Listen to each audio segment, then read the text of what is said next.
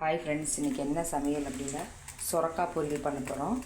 அதுக்கு தேவையானது ஒரு பெரிய வெங்காயத்தை எடுத்து கட் பண்ணி வச்சுருக்கேன். ஒரு சின்ன தக்காளி எடுத்து நறுக்கி வச்சுருக்கேன். வாங்க பொரிக்கலாம். ஆயில் ஊற்றிக்கலாம்.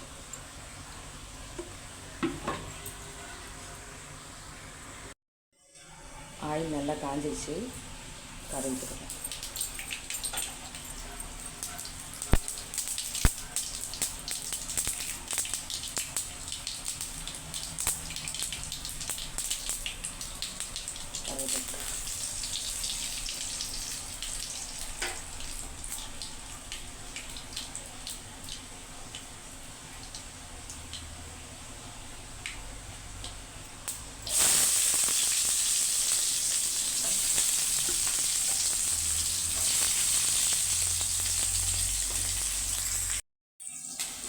தக்காளி போட்டுக்கலாம். தக்காளி ஆப்ஷன் தான். எனக்கு கொஞ்சம் புளிப்பாக இருக்கணும் அப்படின்றதுக்காக நான் தக்காளி போடுறேன். உங்களுக்கு தேவைன்னா போட்டுக்கோங்க, இல்லைன்னா வேண்டாம்.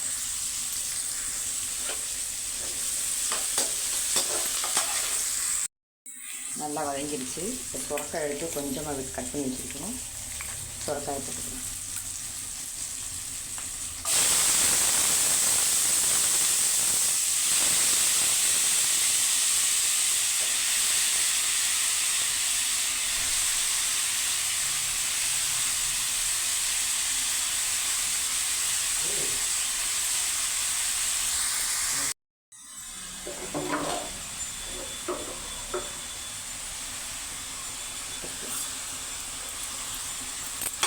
சுரக்காய் நல்லா வதங்கிட்டேன். 10 பூண்டு போட்டுக்கணும். 10 பல். கொஞ்சமாக வேர்க்கடலை போட்டுக்கணும்.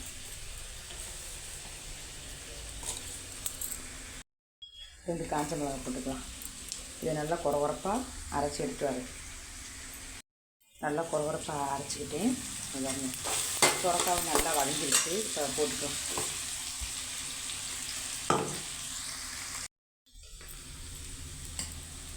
கொஞ்சமாக மஞ்சத்தூள் போட்டுக்கலாம். நான் முன்னாடியே போட மறந்துட்டேன்.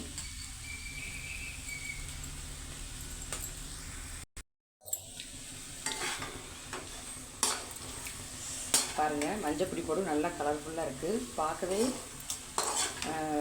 அது என்ன சொல்கிறது, பார்க்கவே திங்கணும் போல் ஒரு எண்ணெய் வர்ற மாதிரி இருக்குது.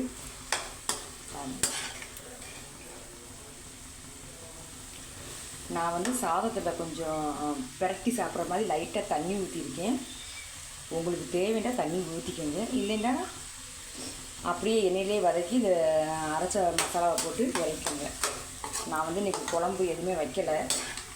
இதில் தான் சாதத்தை போட்டு பிரட்டி சாப்பிட்ணும். அதுக்காக லைட்டாக தண்ணி ஊற்றிருக்கேன். பார்த்துக்கோங்க.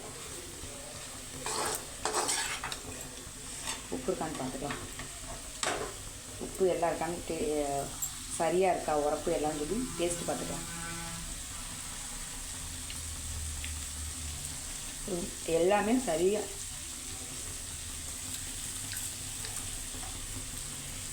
சரியாக இருக்குது. ரொம்ப டேஸ்ட்டாக இருக்குது. நான் வீடியோக்காக சொல்லலை, மறுபடியும் சொல்கிறேன், வீடியோக்காக சொல்லலை. உண்மையிலே ரொம்ப டேஸ்ட்டாக இருக்குது. ரொம்ப சுவையாகவும் இருக்குது. நீங்களும் இது மாதிரி செஞ்சு பாருங்கள். பிடிச்சிருந்தா லைக் பண்ணுங்கள், ஷேர் பண்ணுங்கள், கமெண்ட் பண்ணுங்கள். பாய்.